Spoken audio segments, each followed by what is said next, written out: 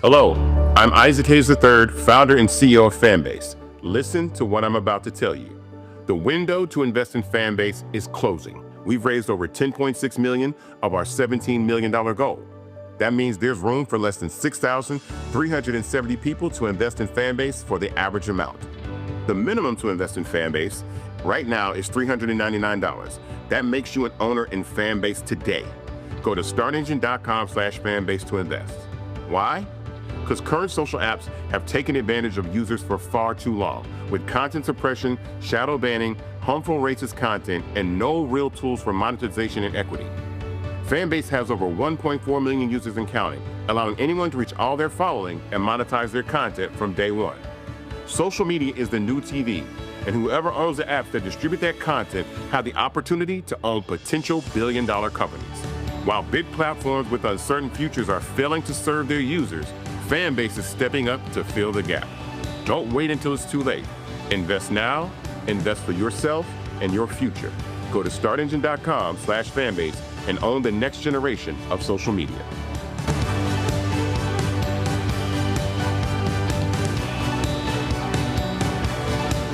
Folks, Black Star Network is here. I'm real revolutionary right now. Support this man, Black Media. He makes sure that our stories are told. Thank you for being the voice of Black America, Roland. Hey, Black, I love y'all. All momentum we have now, we have to keep this going. The video looks phenomenal. See, there's a difference between Black Star Network and Black-owned media and something like CNN. You can't be Black-owned media and be scared. It's time to be smart. Bring your eyeballs home. You dig?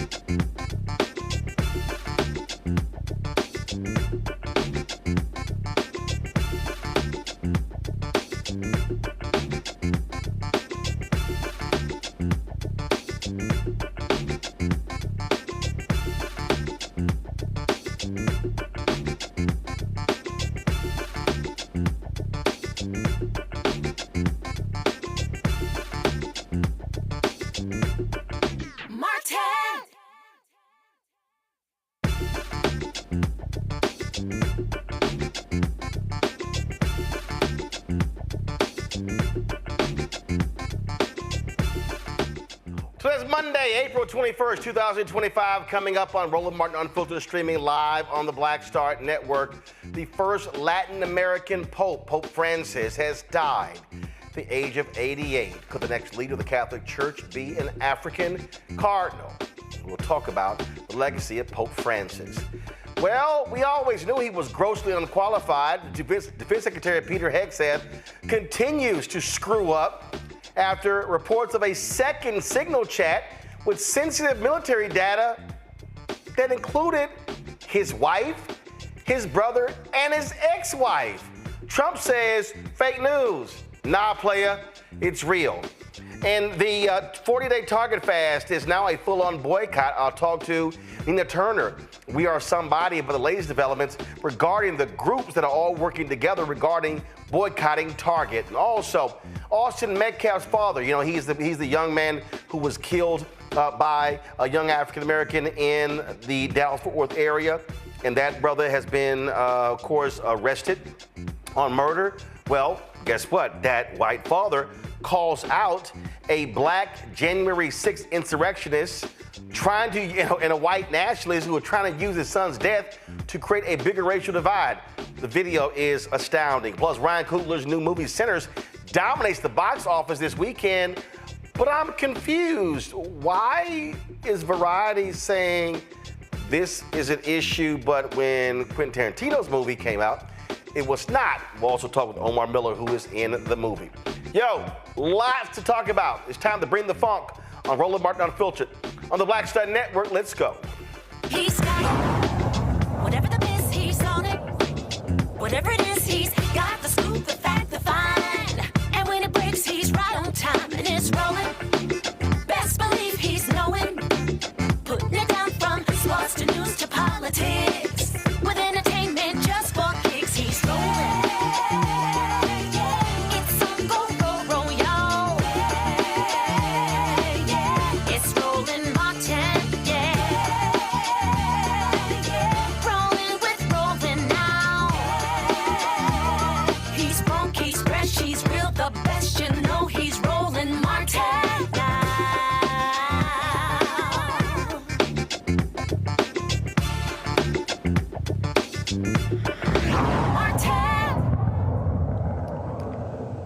Well, folks, sad news out of the Vatican.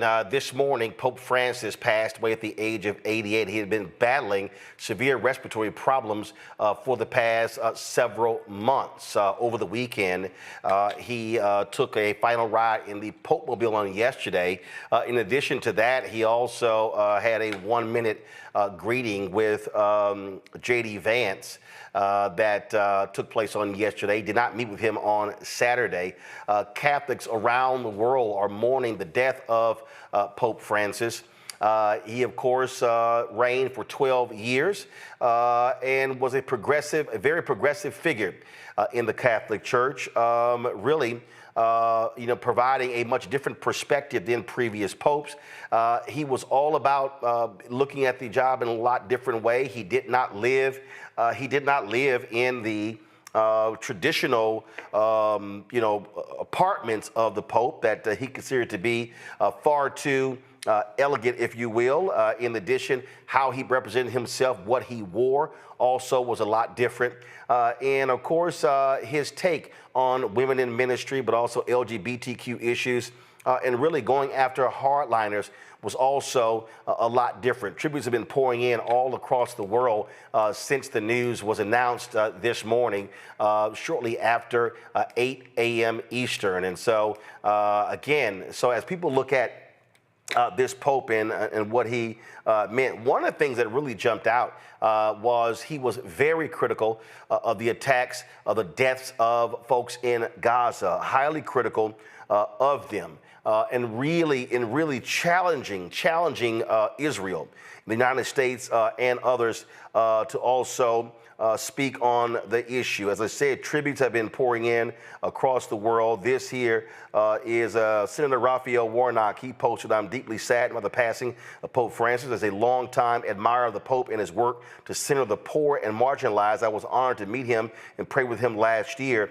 And then, of course, this is a photo of the two of them that took place last year. Again, as I said, when you look at all of the different tributes that are pouring in, folks have been talking about this Pope and what he meant. Rashida Tlaib, Congresswoman Rashida Tlaib, she posted this. She said, "Rest in peace, Pope Francis. Thank you for being a voice for the most vulnerable, for defending the dignity of the Palestinian people, the plight of refugees, and the dangers of eternal economic growth in the face of climate change. Your life serves as a powerful reminder that real leadership fights for the most marginalized among us." And as I said, he was often at odds with a lot of the extremely conservative folks here in the United States. This here was a video where he was crossing St. Peter's Square.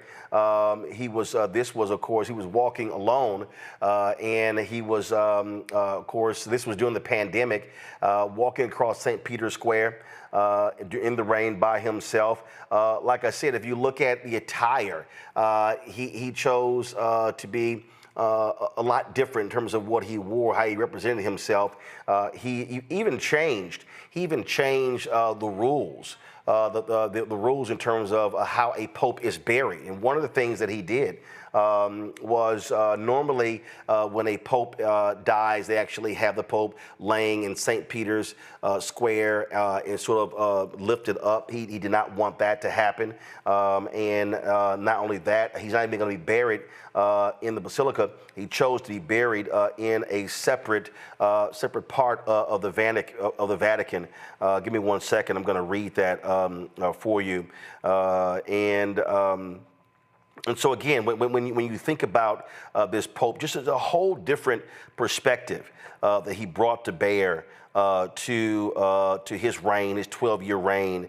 As I said, in rewriting the funeral rites last year, he simplified several elements. Since the 13th century, the bodies of popes have gone on public view. Their embalmed bodies placed on a raised pedestal. When John Paul II died in 2005, his body was first brought to the Apostolic Palace within hours for a private viewing for cardinals, bishops, and other members of the church hierarchy. Francis did not want to do that. His public viewing will take place directly in St. Peter's Basilica, where thousands can pay their respects. His body will remain in the coffin, which will not be on a raised pedestal. Quote, Francis decided to highlight humility over glorification.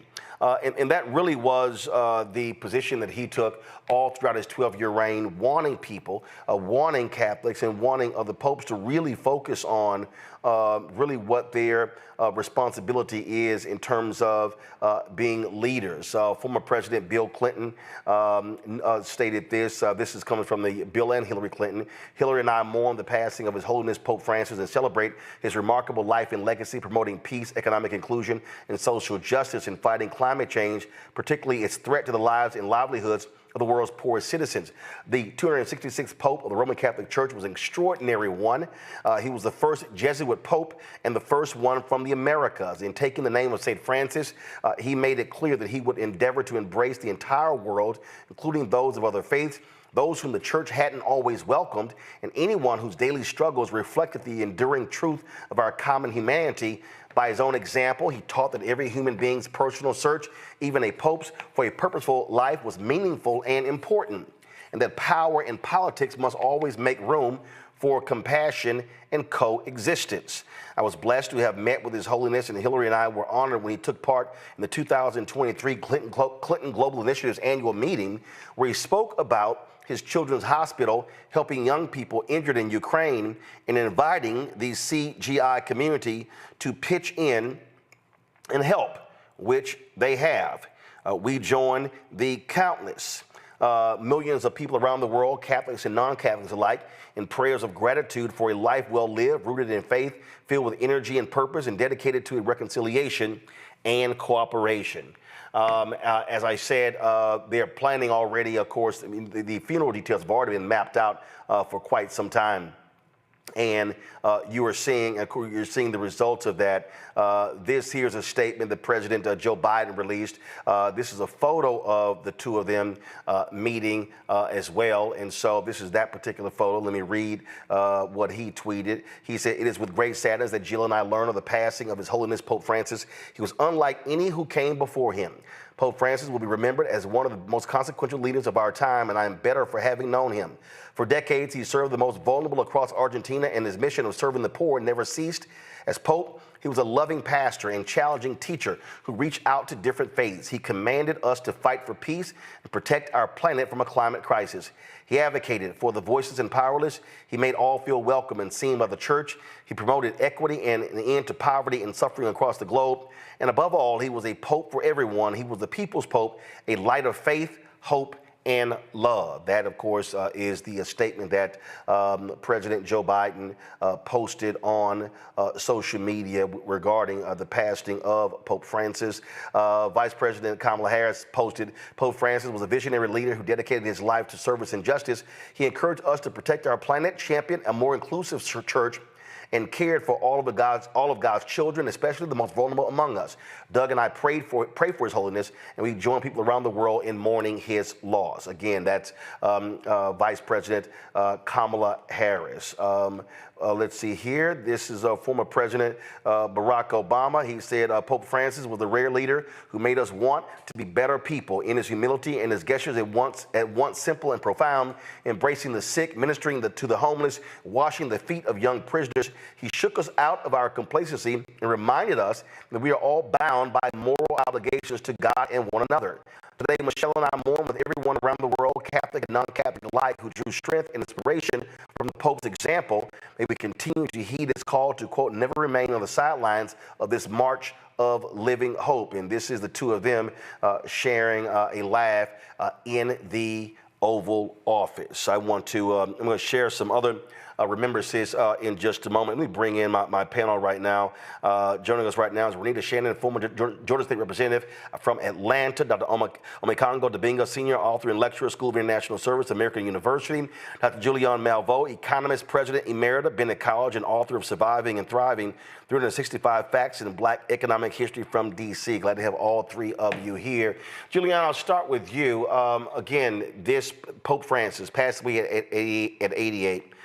How he carried himself, how he wanted to represent himself was far different. He did not care about the usual pomp and circumstance and all that stuff that we normally see from popes. He wanted to be treated as a regular priest and not the leader of Catholics worldwide. You know, I was raised Catholic, and my mom was a huge fan of this Pope's. For her 90th, some of her Italian friends actually went to the Vatican and brought her back a 5-foot-long silver cross that she then donated to our church, St. Kevin's in San Francisco. She always talks about his humility. That was the one thing that struck her about, because she get really annoyed, especially after the sex abuse in the Catholic Church, with all the gold and chalices and all of that. And she would say, they need to give some of that to the poor. So Pope Francis came along, naming himself after Francis of Assisi, who was the saint, actually, who basically looked for the poor, helped the poor, was really passionate about poor. When he came along, she said, we finally have a Pope.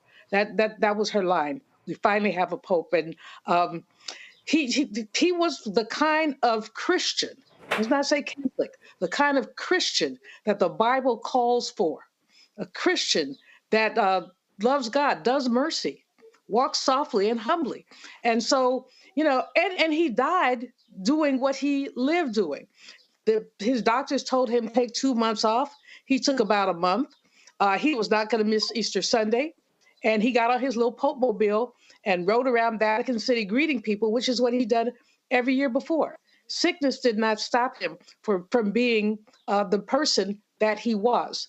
And the person that he was a person that we would all want to meet. And one of the things I loved about him a lot is he did not mind. I mean, he knew how to speak truth to power. So he did not mind upbraiding this administration on their stance on immigration. He did not mind upbraiding the West on climate change and what the devastation will be to our environment. And he did not mind picking untraditional cardinals. The majority of those who are voting for who the new Pope will be are untraditional cardinals coming from Africa, coming from parts of the Asian space, coming again from South America. So he didn't mind doing that. And so, you know, the Catholic Church will miss him, but the world will miss him as well. This here is a photo. He was a cardinal for more than 4 decades in Argentina. And Renita, he had an opportunity to have a chauffeur limousine drive him every single day. He chose not to. He rode the subway to work every day. And he just did not like all of the accoutrements of the office. He wanted to be seen as a regular, ordinary individual and be a man among the people. Yeah, so I'm not even Catholic, but you can tell just even as an outsider of the church that he was a very justice-minded and independent thinker. I would say from my outside perspective, the most justice-minded pope that I've seen in my lifetime, at least. And I just really, the way that he really spoke for people and the way that he really chose to represent people rather than do some sort of agenda of self-aggrandizement, as many people have said and other popes have done. This pope was very different. And so I really hope that the next pope that they pick is not sort of a retraction of the values that this pope advanced, because a lot of times you'll see when there has been any sort of progress, you'll see an immediate retraction on that, and you'll see that the next leader is more conservative. And so I really hope that the Catholic Church does not go backwards in the next pope that they pick. This was his last public address, and what did he call for, Omekongo? A ceasefire in Gaza. Listen. Gravi e dolorose, civili inermi sono oggetto di bombardamenti e spari. E questo è avvenuto persino all'interno del complesso parrocchiale della Santa Famiglia, dove non ci sono terroristi, ma famiglie, bambini, persone malate con disabilità, suore. Una mamma e sua figlia, la signora Navda Khalil Anton e la figlia Samar Omar Anton, sono state uccise e altre persone ferite dai tiratori scelti mentre andavano in bagno. È stata danneggiata la casa delle suore di Madre Teresa, colpito il loro generatore. Qualcuno dice è il terrorismo, è la guerra.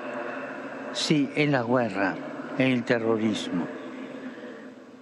Per questo la scrittura afferma che Dio fa cessare le guerre, rompe gli archi e spezza le lance. Preghiamo il Signore per la pace. He called the Catholic Church in Gaza every night just to check on them.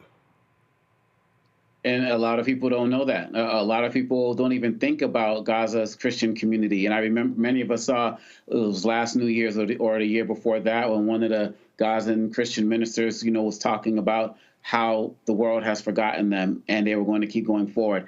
It's through efforts like this, the fact that he was calling them nightly, the fact that he wasn't afraid to speak out. This was a man who lived by example as it relates to the idea of services, the rent that we pay for the space we occupy on this planet. Not only did he champion for peace in Gaza and for hostages to be released, he did incredible work on the continent. He went to the Sudan and kissed the feet of Sudanese leaders in the conflict there. He spoke out about what was happening with immigration here, whether it relates to the Haitians who are being accused of eating dogs in Ohio, the immigration policies of this administration. And maybe it's because he was an immigrant, family being from Italy, making their way to Argentina. There was always this, and for financial reasons, as the story is told, this was a man who did everything possible to connect with the poor and connect with the common people. And as somebody who's from Boston, where the child sex abuse scandal really broke in this country, and we are really dealing with that at the forefront before many other states publicly, he had the apology for that. And that meant a lot for people who were affected by that,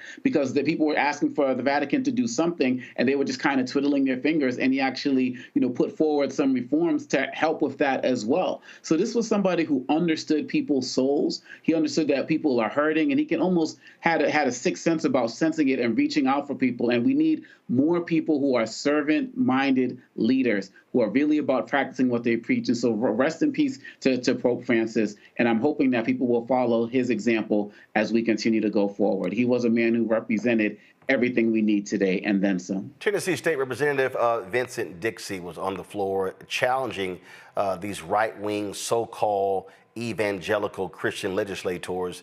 And this is what he had to say today.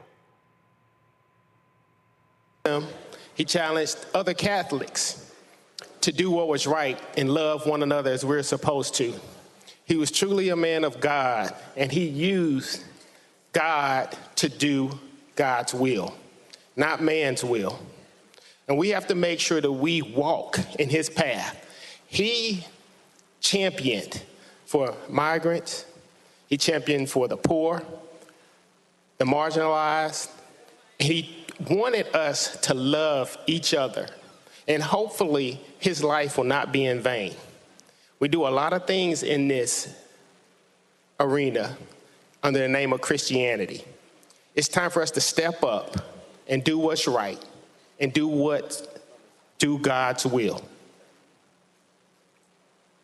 Of course, we know that falls on deaf ears when it comes to those nutcases in Tennessee, Julian. And again, the thing that was always was important was, again, how this Pope, how he operated, how he moved differently. This was a scene where when he was in Mexico, check this out, where a young girl wanted to touch him, and so he stopped the car. Watch this.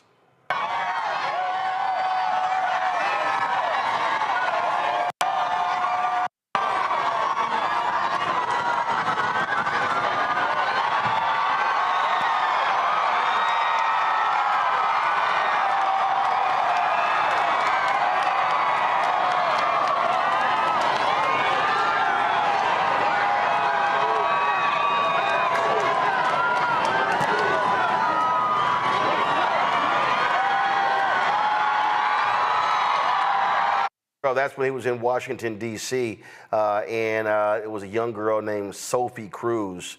And again, she broke through, a little Mexican girl, and the security was trying, as you see in the video, security was trying to escort her away.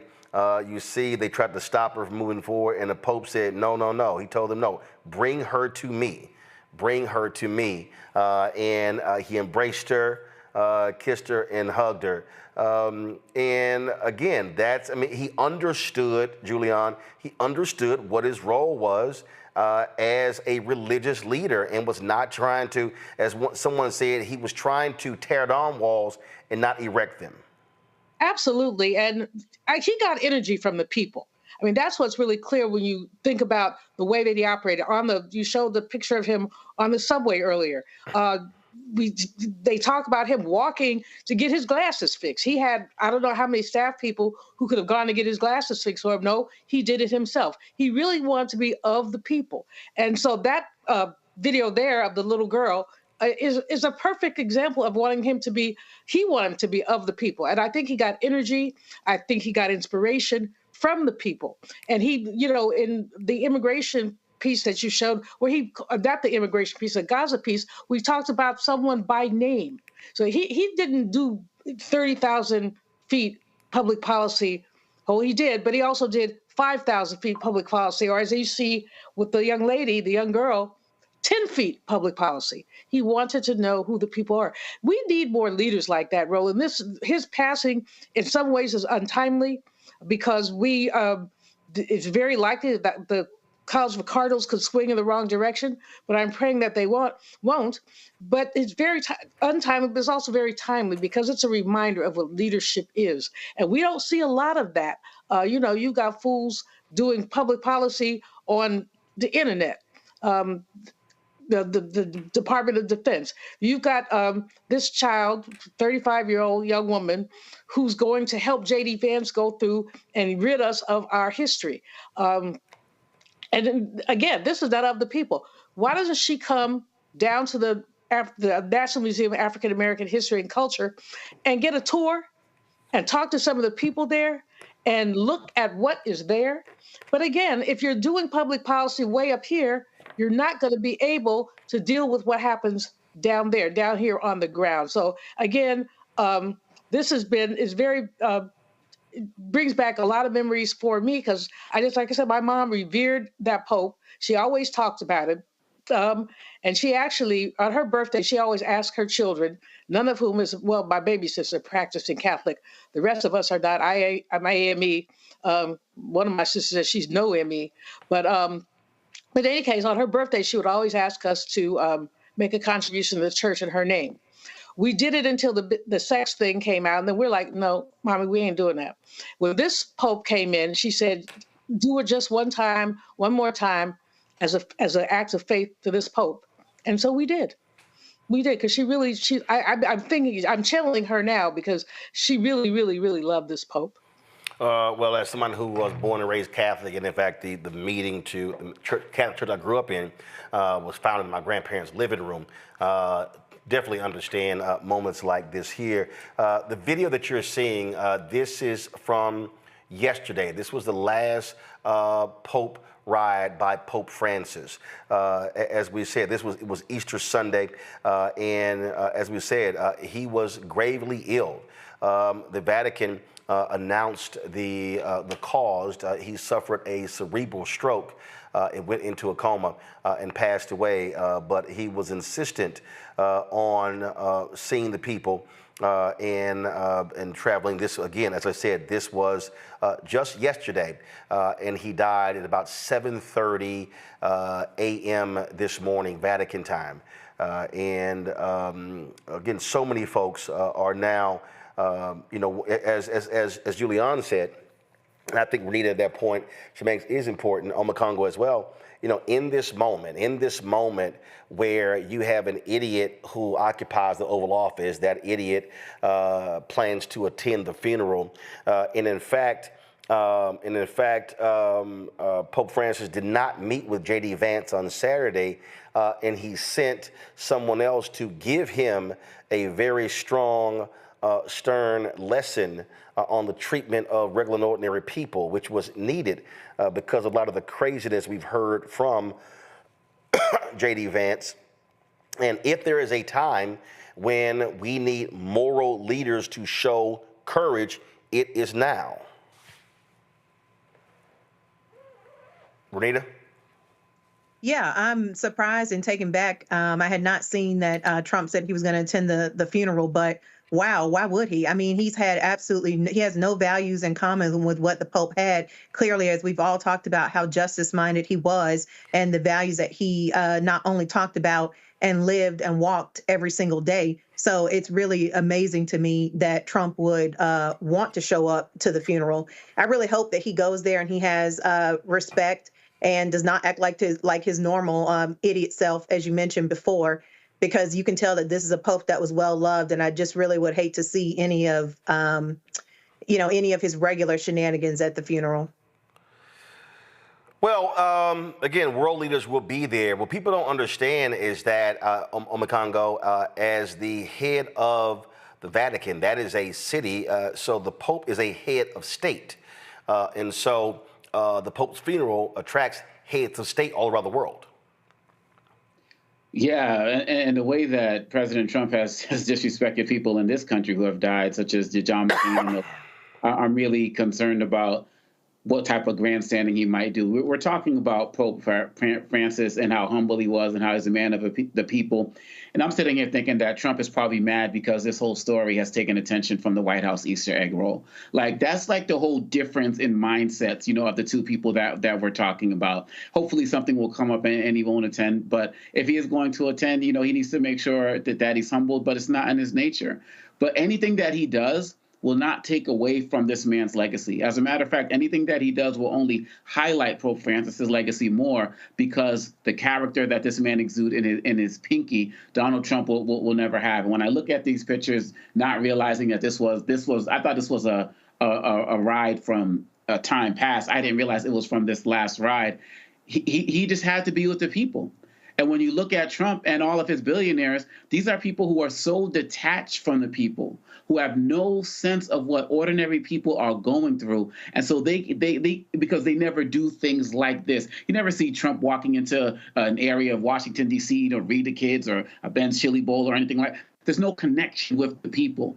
And when we have politicians who can connect to the people, even halfway in the way that Pope Francis did, we can start making a change in this world. But Donald Trump on this day, put out a little nonsensical statement that I hope he stays home, but there's nothing he can do to overshadow what this man has done. Well, a lot of folks now are focused on what happens next. The reality is this Pope installed a number of the cardinals himself, and so although some believe conservative cardinals may very well try to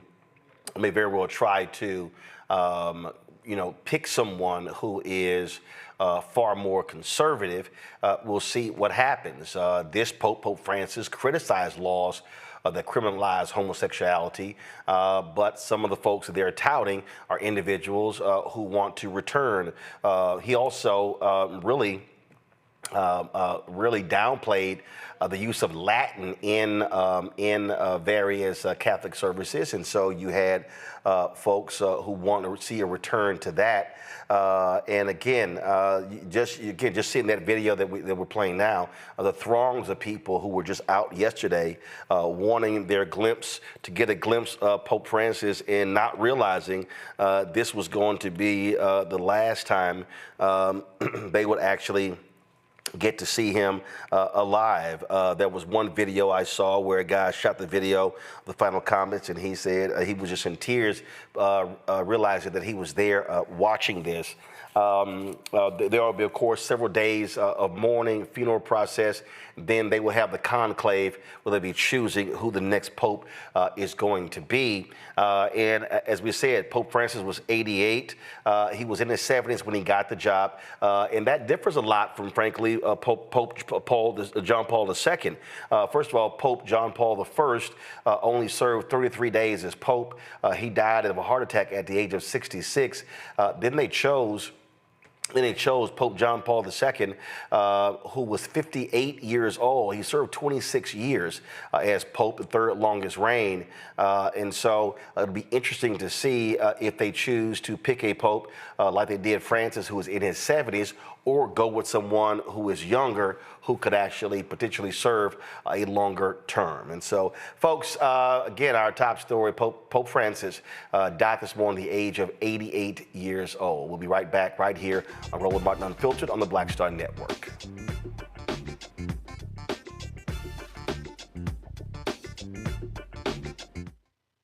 This week on A Balanced Life with Dr. Jackie here on Black Star Network, we are talking about all things, you got it, stress related. Yes, the big S, whether it's spiritual, physical, emotional, or sometimes it could be just in your head. Stress has a way of manifesting itself in our lives in such a way that it disrupts who we are and who we're in the process of becoming. Stress is just as bad as a lot of the physical ailments that we think of. That's all next on A Balanced Life on the Black Star Network.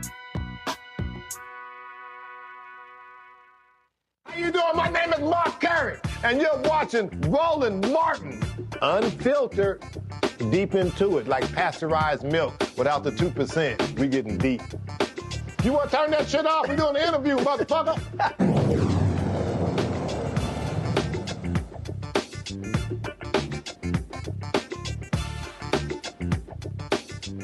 Folks, what you're seeing here's a live shot of the Vatican as folks mill about there in St. Peter's Square as a result of the death this morning of Pope Francis. 4 years ago when Pope Francis came to the United States, he was in the Oval Office, and that was a pretty funny moment between him and President Joe Biden. Check this out.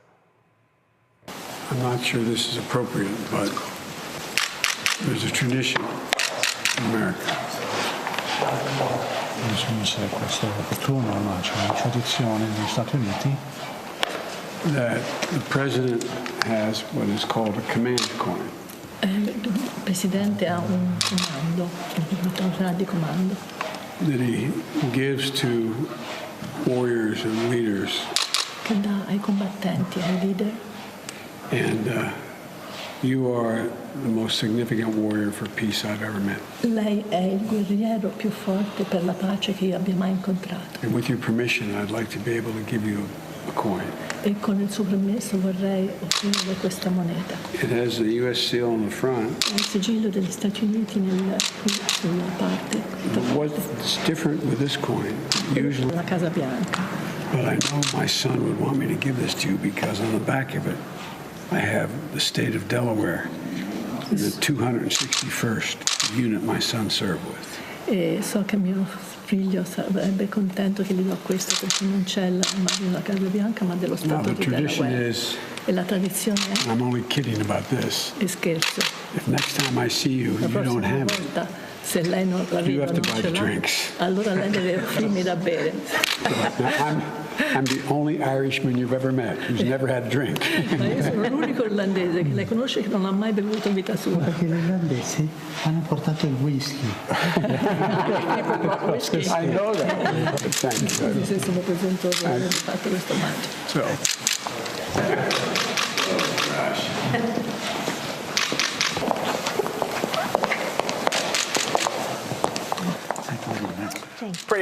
Pretty fun moment there in the White House. That was 4 years ago when Pope Francis visited the White House, and President Biden, of course, they're joking about the challenge coin. One of the things that when you talk about, again, how this Pope thought, you have a lot of people who were very, very much about whether you were Catholic, did you accept Jesus Christ as your Lord and Savior, did you go to heaven or hell? It was a very interesting moment here when a young man, a young boy, asked Pope Francis if his dad, who died, was an atheist, if he was in heaven. Check this out.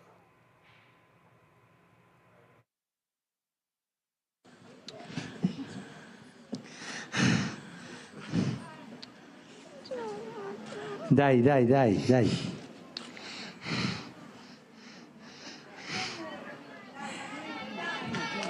ce la faccio.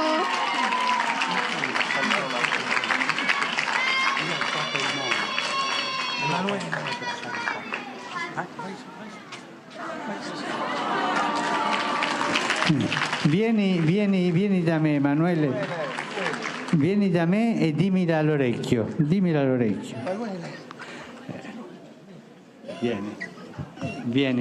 da me. Vieni.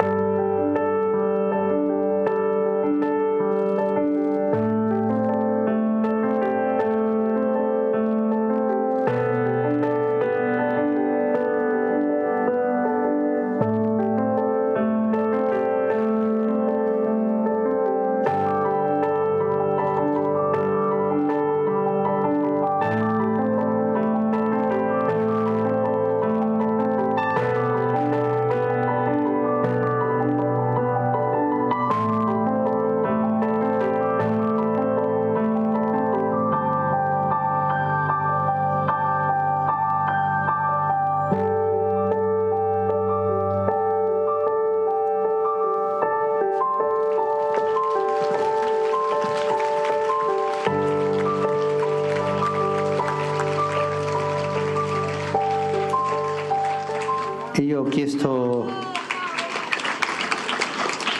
permesso a Emanuele di dire in pubblico la domanda e lui mi ha detto di sì, per questo la dirò. Poco tempo fa è venuto a mancare mio papà.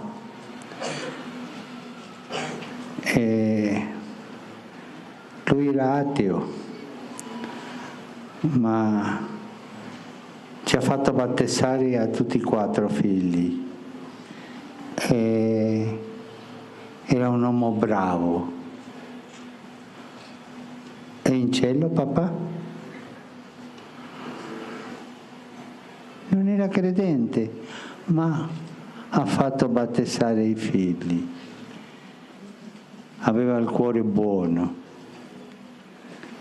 E lui ha il dubbio che il papà, per non essere credente, non potesse andare in cielo. Chi dice che va in cielo è Dio. Ma com'è il cuore di Dio davanti a un papà così? Com'è? Cosa vi sembra a voi? Un cuore di papà. Dio ha un cuore di papà. E davanti a un papà che non credente è stato capace di battezzare i figli e di darle quella bravura ai figli. Voi pensate che Dio sarebbe capace di lasciarlo lontano da te? Pensate quello? Ma forte, con coraggio. Dio abbandona i suoi figli? Dio abbandona i suoi figli quando sono bravi? Ecco, Emanuele, questa è la risposta. Dio sicuramente era fiero di tuo papà, perché è più facile, essendo credente, battezzare i figli che essendo non credente battezzarlo. E sicuramente a Dio questo è piaciuto tanto. Parla con tuo papà, prega tuo papà. Wow, that is Julian, that's a powerful moment there because, you know, that question gets a lot of folks, oh, absolutely not. You get some people who are just so hardcore, and you saw how he answered that with class, dignity, and grace. He always answered things with class, dignity, and grace. He was a graceful man.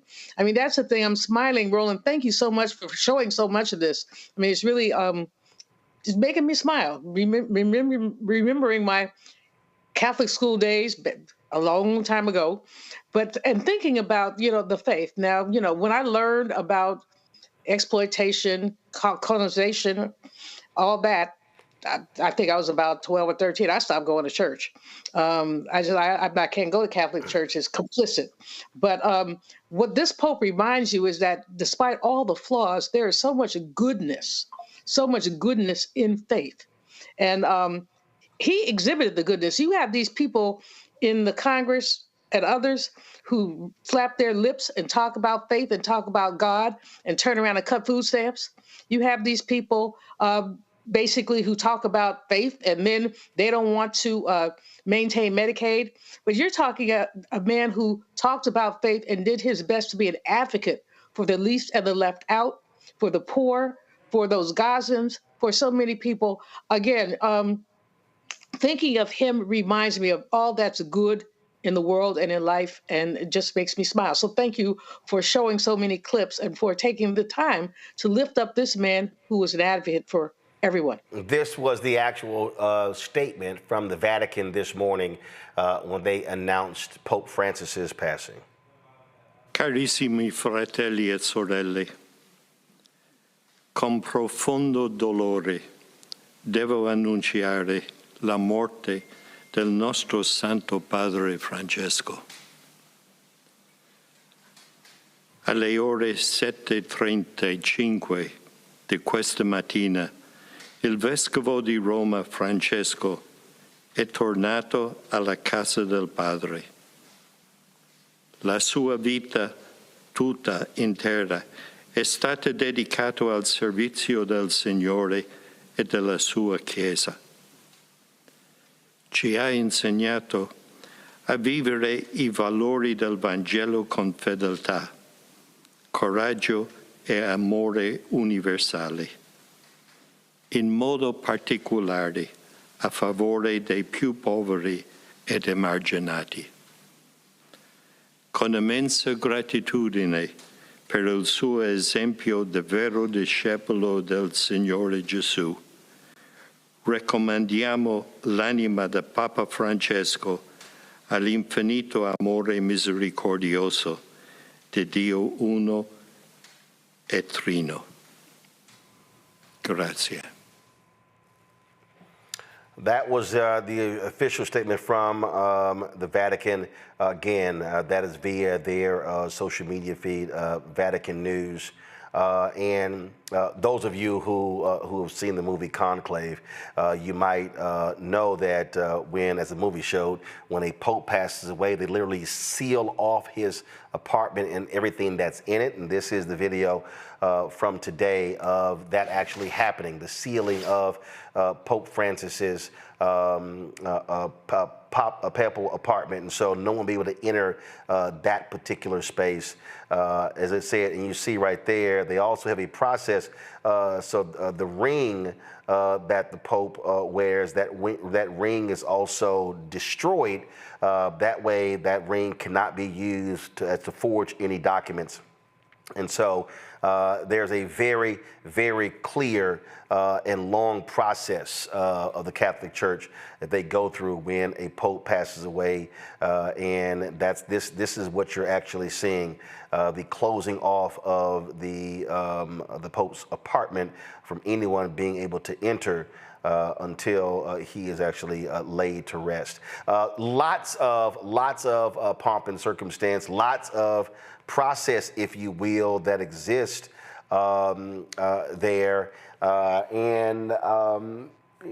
of the things that I think is still just so unique about this Pope is that his 12-year reign, Renita, now then forces those following him to say, are you going to go back to being a rigid church? Being some say a very conservative, right-wing Catholic church, or will they stay the course of seeing themselves in a much more different light, and a much more sense of humility in the way he carried himself? That really is up in the air, because whoever is chosen, that person gets to determine the future path of the Catholic Church worldwide. Right. So, I mean, there's not much more to say. As we said before, his reputation speaks for himself. And I'll say what I said earlier, which is there's always a tendency to become more conservative after things have gone in sort of a progressive route, particularly for institutions that have been conservative the majority of the time that they have existed. And the Catholic Church is no stranger to that. So I think that one thing they'll have to contend with is that people have now seen what it looks like for a pope to have courage and come out and talk and speak on and give his opinion on things that he could have easily just ignored. For example, the situation in Gaza and standing up for Palestinians. And so now people have understood what it looks like to have a courageous pope. And so if they do decide to go back and be conservative, they'll have to, that person will be contrasted with the previous pope who just passed, and that will be something that they will no longer be able to tell people, oh, well, this is what we have to do, because you just saw a pope who didn't do the status quo.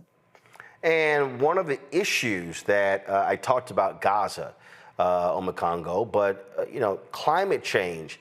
This pope was extremely vocal on the issue of taking care of this earth.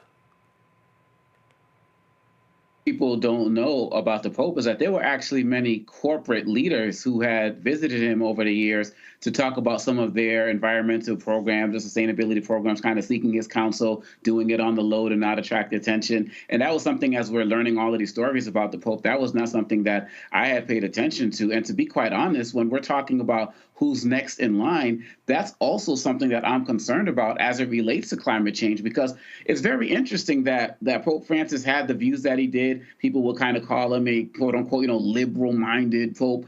But some of the people that he has appointed across the world, in African countries and the like, have been more on the conservative side. So if they are going to come in with that mindset, will that conservative mindset also translate into things relating to climate change? Because he was deeply committed to that, because he understood that that was a major source of poverty for people, the environments that they could not live in because they were not sustainable. And so I think that there are many levels that people need to watch out for in terms of the direction that the Vatican is going to go with this next set of leaders. And that's something that I'm really concerned about. In the time that he's had, 12 years, he's had an opportunity to really set the church in a direction that could really be helpful for people across the world, because I know there's billions of people who are Catholics, but, numbers are dwindling in terms of church attendance and the like. And I feel like he really galvanized people in a way that I hope that they don't lose with the person who they appoint next in line.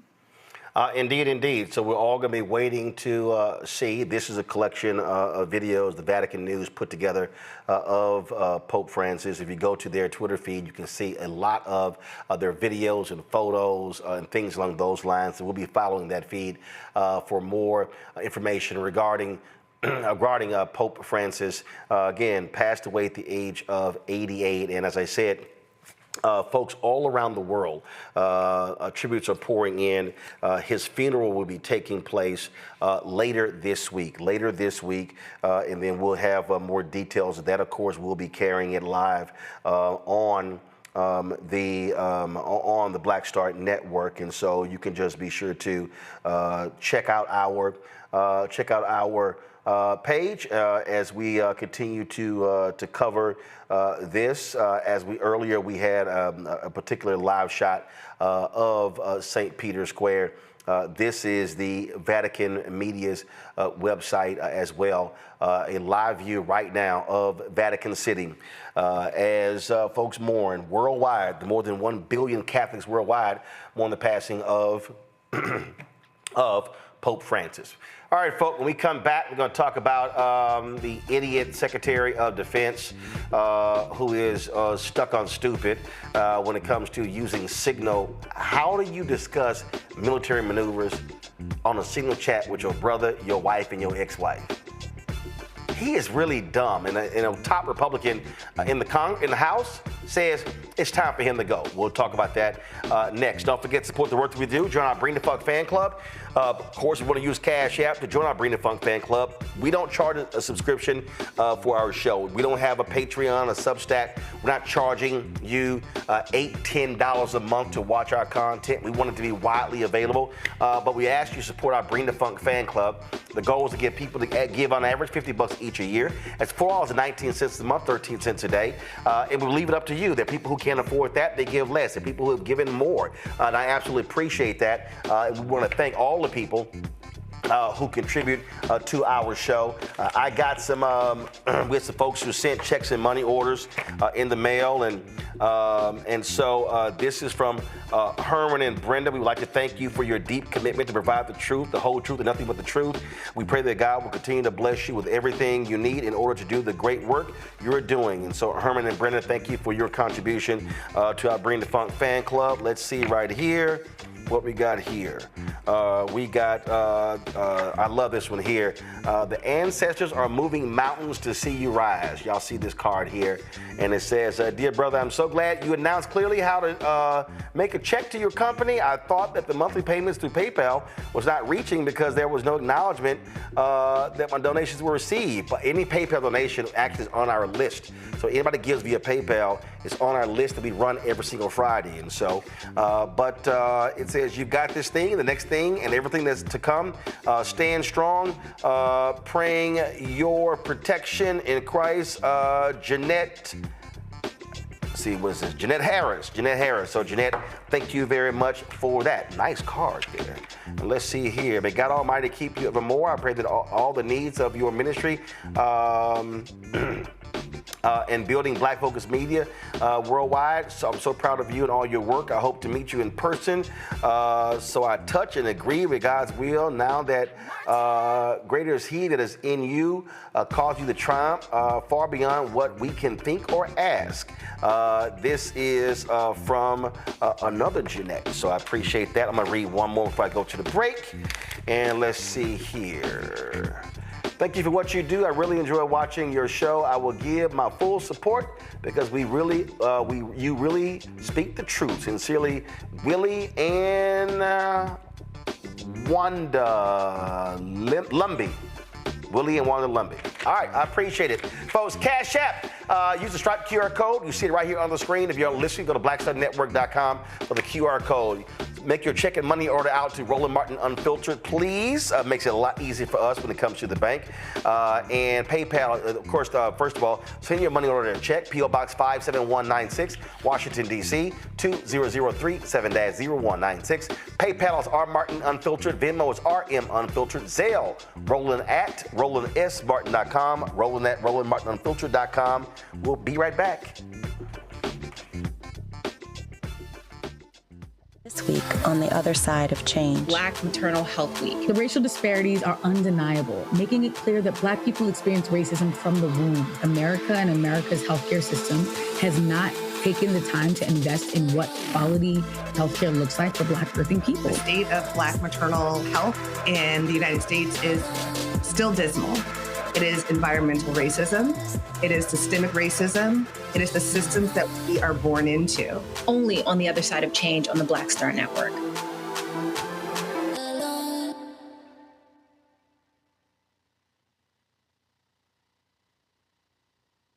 Next on the Black Table with me, Greg Carr.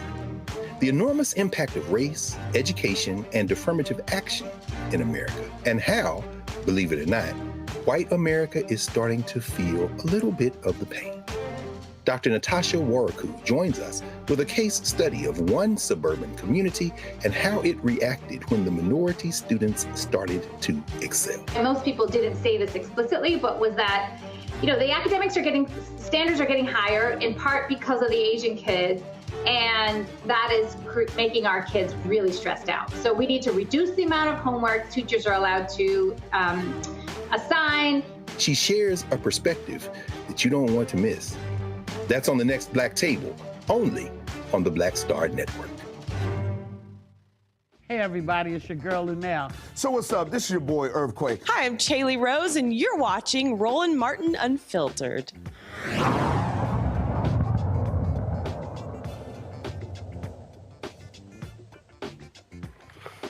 All right, folks, new questions around the idiot Defense Secretary Pete Hegseth. After numerous media reports, New York Times first, revealed that this fool used a second private signal chat, including his wife, his brother, his personal lawyer, to share sensitive details about U.S. military strikes in Yemen. Sources tell the New York Times that Hegseth posted flight schedules and operational plans even after aides warned him not to use unsecured apps on his private phone for such information. Critics say many in the chat had no reason to know real-time military details, raising serious concerns about judgment and security. But that idiot is pushing back hard. In the White House Easter egg roll, he claimed to fight fake news. And anonymous smears from disgruntled former employees on old news doesn't matter. So I'm happy to be here at the Easter egg roll with my dad and my kids, because this is what we're doing it for. These kids right here. This is why we're fighting the fake news media. This is why we're fighting slash and burn Democrats. This is why we're fighting hoaxsters. This group, this group right here, full of hoaxsters that peddle anonymous sources from leakers with axes to grind, and then you put it all together as if it's some news story. And when we know exactly what it is. So I'm really proud of what we're doing for the president, fighting hard across the board, and I'm going to go roll some Easter eggs. Or you're going to go roll some bottles of alcohol, because he sounded drunk. And you want to also who sounds drunk? Carolyn Levitt. Here's this fool on Fox News literally saying, all the Pentagon is after Hegseth, but he's the one who hired people. The president stands strongly behind Secretary Hegseth, who is doing a phenomenal job leading the Pentagon. And this is what happens when the entire Pentagon is working against you and working against the monumental change that you are trying to implement. Secretary Hegseth was nominated for this position because he is standing up for the war fighter, the men and women in uniform who are putting their lives on the line to protect our country and our homeland. And unfortunately, there have been people at that building who don't like the change the secretary is trying to bring, so they are leaking and they are lying to the mainstream media. We've seen this game played before. The secretary is doing a tremendous job, and the president stands strongly behind him. Folks, Hegseth's own Pentagon spokesman resigned on Friday, posted a piece in Politico where he said the Pentagon is melting down because of Hegseth's awful leadership. Don Bacon, who is a Republican in Congress, he has called for Hegseth to resign. He said he's acting like he's above the law, and that shows an amateur person. That's exactly what he is, Renita. He's an amateur. He's a Fox News anchor. He's an idiot. And to follow retired four-star General Lloyd Austin is really, these fools want to talk about and want to criticize DEI. Somebody said, no, this is DUI. Absolutely. No, this entire administration has been on display what it looks like when you remove DEI and nothing but their incompetence is left to shine through, because they have had mistake after mistake. And like you said, Hegseth, I mean, it's just obvious. He has never served a day in government, which is why he is in there acting like somebody who can't wait to show off whatever information he knows. He just strikes me as somebody who would say to his friends and family, hey, guys, can you believe I got to be a part of this chat, and show them the information. So I just think that it's really crazy how at the same time he's trying to spin this as it's both leaks and lies. Well, is it leaks or is it lies? I mean, if you're mad that people told the truth on you, the truth is still the truth. And the same thing for Carolyn. I mean, this administration needs to learn that it doesn't matter how many loud talking, strong talking blondes you put in front of the camera to say that all of this is okay. It doesn't make it okay. It just doesn't. On Congo, this is a photo. This is Don Bacon. He's a retired Air Force general. He kind of knows a little bit about the military. Yeah, right. Look, I mean, you know, it's sad that we're all like laughing about the incompetence, the sheer incompetence that we're seeing here, but it's just a matter of time before this thing has real deadly consequences for troops, for civilians somewhere, and it's really scary. The fact of the matter is, Roland, Signal is their policy. Like, that's what they do because they are corrupt and they don't want any document they share is supposed to be saved because, this is part of a, act that was put forth by Congress that you're supposed to have records be saved. Period. Bottom line. Signal, as we know, you can delete messages after an hour, 2 hours, 3 hours, whatever. They don't want their conversation saved. That's why they're doing this. And honestly, Roland, it's also even sadder because they're not doing this with all Pentagon employees. They're just doing it with their people. So many of the Pentagon staff are actually being left out of these conversations as well. And when you see over the weekend, he got rid of 3 of his top advisors because of they're quote unquote leakers. And so when you see that, and then when you see Leavitt say that the entire Pentagon is against the leader of the Pentagon, that is a recipe for disaster to have that type of turmoil exist in this space. And so really at the end of the day, and on top of that, Roland, it's not like he was using Signal on a secure phone. He was using Signal on his iPhone. And we know that every foreign government, ally and foe, is operating to get access because they all got their spy networks to what these guys are doing. We have a government between Rubio, the State Department, and all of these guys who are conducting foreign policy on Signal, on social media, basically, with their friends, families. And did you say ex-wife as well was on that with the wife? Like, what the hell? Who you know what I'm saying? We are in for it, man. And I'm just really nervous for what's going to happen when something deadly and catastrophic happens with this ignorance and incompetence. And Julian, you can always depend on the dumb and dumber. Hegseth is dumb, but Trump is dumber. Listen to this. When he's not drunk tweeting, he's drunk talking. Ask the Houthis how much dysfunction there's none. Pete's doing a great job. Everybody's happy with him. We have the highest recruitment numbers I think we've had in 28 years. No, he's doing a great job. It's just fake news. They just bring up stories. I guess it sounds like disgruntled employees. You know, he was put there to get rid of a lot of bad people, and that's what he's doing. So you don't always have friends when you do that. Should he stop using the app? Ask the Houthis. I'm sorry, Hootie and the Blowfish, Hooters. I'm not sure he knows what he's talking about. Julian, go ahead. But he never knows what he's talking about. I mean, this is it's comedy and it's not comedy. The reason that it's not comedy is because it's putting our country in jeopardy.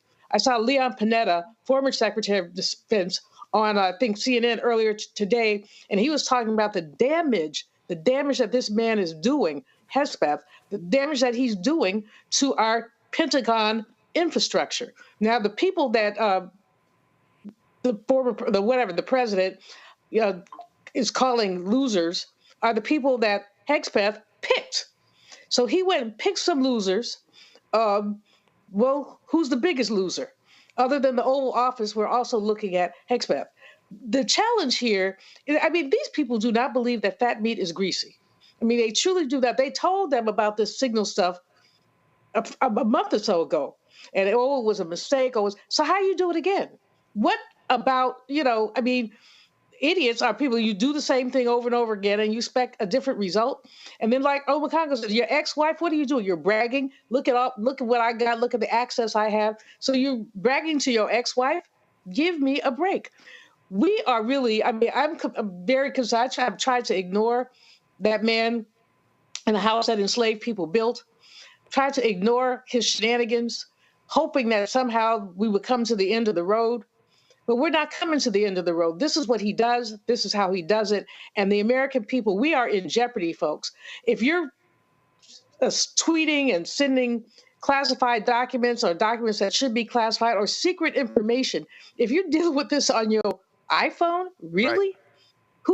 Who has that? Who else has access to it? Anybody in the world who means us harm. Putin. Although the president would probably give Putin the information if he asked for it, because I truly believe, and I hate to say this, but I really believe that he is a Russian agent, that the president of the United States is a Russian agent. That may be a little far-fetched, but maybe not. I'll just leave it there. No, I mean, that's not far-fetched at all. All right, folks, let's talk about Target.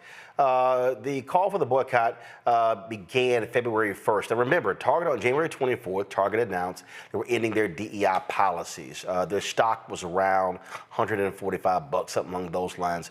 Today, Target stock closed at $93.78. If you look at this chart here, you will see, please drop the lower third. Thank you. Look at this chart here, you will see how their stock has performed in the last 6 months. Their stock is down $57.13 in the last 6 months. That's almost 38%. They lost more than $12 billion in market share. Now, understand, there are multiple things that are happening here. You get a group in Minneapolis of sisters who called for a boycott of Target. Nakima Levy Armstrong was a part of that. Then We Are Somebody, Nina Turner's group, the day after the DEI announcement called for the boycott, they launched theirs February 1st. Pastor Jamal Bryant had targetfast.org. That was launched on March 5th, and when he launched it, he said it was going to go from Lent to Easter. Well, yesterday, he addressed this from the pulpit and made clear that the boycott is not over. I want to thank you because you don't even know that you are a part of history, that you've been a part of history. The Montgomery bus boycott was so significant because it shifted the economy of one city by standing strong. They did it for 381 days. Not since the Montgomery bus boycott has Black America come together in such a unified vision, a unified focus, and a unified front. And we've done it, ladies and gentlemen, we have done it for 10 weeks. For 10 weeks. We've stayed out of Target. It didn't start with us, but there was already a grassroots movement afoot that was doing a Target boycott. We came along just as one church and said that the body of Christ needed to be a part of it, and that we were going to take fasting as a spiritual principle because we understand that the weapons of our warfare are not carnal, but they are mighty under God for the pulling down of strongholds. I announced it to you the Sunday before Ash Wednesday, and I wanted to pause and thank you for standing in line with the vision of your pastor at the prompting of the Holy Ghost. Can you believe, with a small movement that started in this church, 200,000 people signed to be a part of the Target Fast?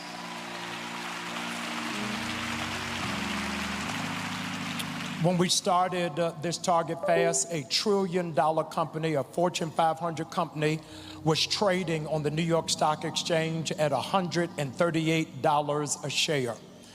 Because of how it is that stridently you have put your hand to the plow, their stock started at $138 a share. As of Friday, it is down to $94 a share.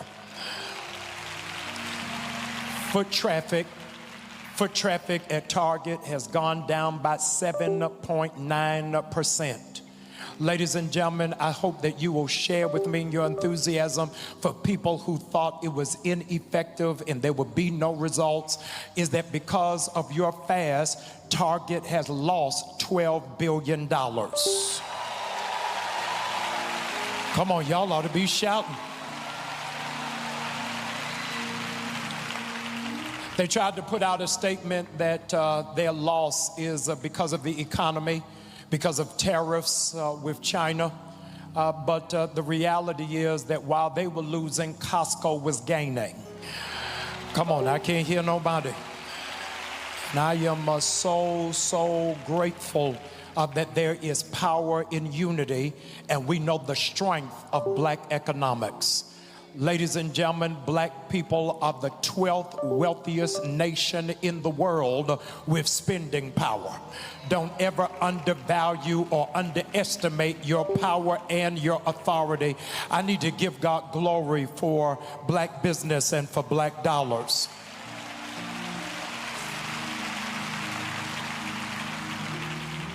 It's a critical meeting and critical moment for us. It's a critical moment for our people. It's a critical moment for the nation to see us unified. And as a consequence, we understand that power concedes nothing without a demand. Those of you who are not aware, we launched a website, targetfast.org. We asked for 4 things to happen. Number 1 is that they would stand by the pledge that they made after the killing and the murder of George Floyd to invest $2 billion into black business. That was our first ask, because after Donald Trump came into office, they rescinded on that promise. The second ask that we had is that because black people spend $12 million a day at Target, we asked that they would put $250 million into black banks so that black people would have access to capital to start businesses and to go into home ownership.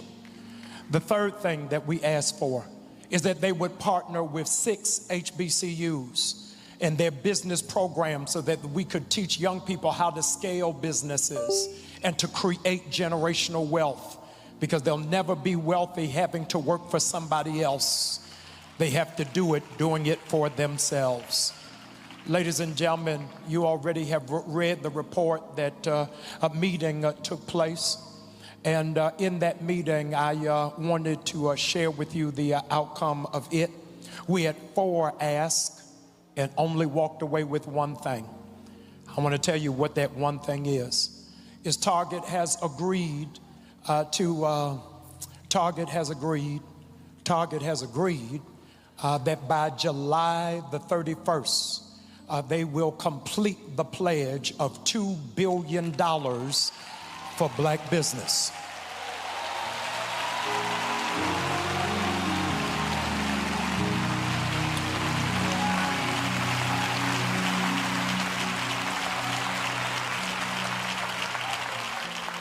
That's billion with a B. But the other 3 things we have no commitment on, and we don't have anything to stand on because their currency does not ride with us if in all of these years we have been loyal customers and clients, and then in the moment of dis-ease, you turn your back. And so I had to share with Target that we gave you 40 days to answer 4, not 1.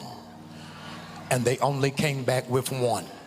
So I told them what I'm getting ready to tell you, we ain't going back in there.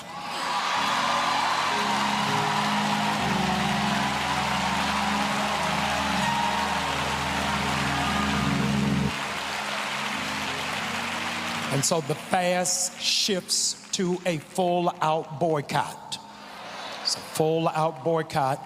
And I'm asking you, if you have not already done so, go to targetfast.org and go and register. This coming Tuesday, I am doing a town hall meeting that I want everybody in the community to come, everybody in the community to be a part of. I sent last night an invitation to the president and CEO of Target, as well as the chairman of the board, to come to New Birth on this coming Tuesday to speak to the people directly, not in a private closed meeting, but in an open venue to talk about where Target's commitment is and where it is that we are going. So Tuesday, I don't know whether it is that the president is coming or the chair of the board is coming or anybody for that matter from Target is coming, but I need you to be here so that we plan and chart out what is our future going forward. I also wanted you to know that this is not a New Birth effort or a Jamal Bryant project. This is a national move. And so as a consequence, on Tuesday, I will be introducing to you what is the national committee on this Target boycott. I am introducing all of them by name and by organization and affiliation so that Target knows you only talk to these people. Everybody don't represent us. Y'all ain't saying nothing. But these are the people who are in agreement, in alignment with where it is that we are going and how it is that we move. Ladies and gentlemen, whether you realize it or not, we are now in the new civil rights movement. Folks, joining us right now is Nina Turner. She is founder of We Are Somebody and is a part of this movement. Nina, you know, a lot of folks, so that a lot of different things are happening. And one of the things that Jamal said there, I've said on this show as well, that there are different facets. There are people who never even signed up who are boycotting. There are people who watch this show and who are like, yo, we're down with it. People who are listening other places as well. And the reality is we are seeing what happens when collective action happens. On Friday, there was a meeting. Target CEO was there with Reverend Al Sharpton. Jamal Bryant was there in New York. A couple other folks were in that meeting as well. And I understand that he's been meeting with other black civil rights organizations. They have not publicly stated that they have been meeting with them. But the point that he made there is critically important. The group that's leading this boycott is the group that's going to be negotiating with Target. That's right. That's right, Ro. And certainly big ups to you and Unfiltered for getting that message out there. There's a confluence, and there is something to be said about universal thought.